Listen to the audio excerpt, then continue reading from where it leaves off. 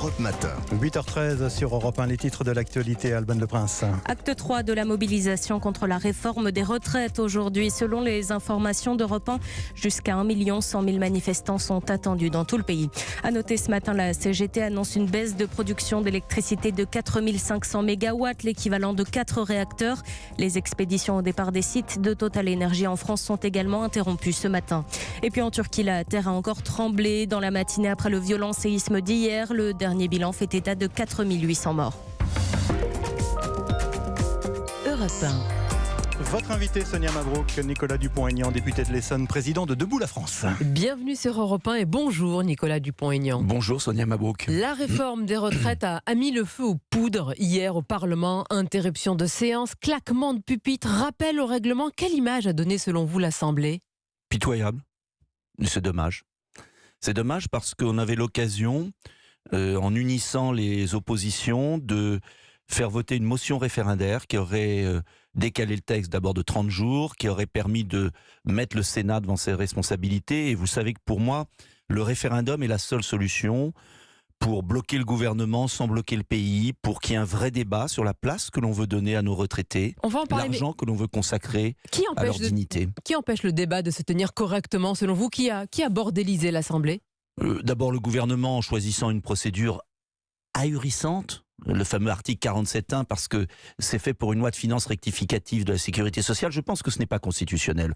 Donc pour restreindre le temps, pour provoquer les parlementaires, et puis ensuite NUPES, qui tombe dans le panneau, si je puis dire, dans le piège. Un temps restreint, une procédure accélérée, impossible d'examiner le projet en si peu de temps, et puis des NUPES qui veulent faire le malin et qui font une fixation plus sur le Rassemblement national que sur la retraite des Français. Alors, en fait, c'est ça qui est dommage. Vous parlez de la motion référendaire du RN qui a été rejetée. La NUPES a déserté à ce moment d'ailleurs les bancs de l'hémicycle, refusant Nicolas Dupont-Aignan, c'est leur argument, toute compromission avec un parti qu'ils jugent en dehors de la République. Mais c'est aberrant puisqu'ils avaient déposé une motion référendaire identique. Oui, ça c'est sur le fond. Mais la forme, ils n'acceptent pas de participer avec le RN. Mais alors ça veut dire qu'ils vont servir la soupe à Macron toute leur vie. Puisqu'en fait, ils font le jeu du gouvernement. Et c'est ça qui est tragique. C'est qu'ils prétendent défendre les salariés et puis en fait, ils sabotent. On a eu la même affaire sur la réintégration des soignants exclus.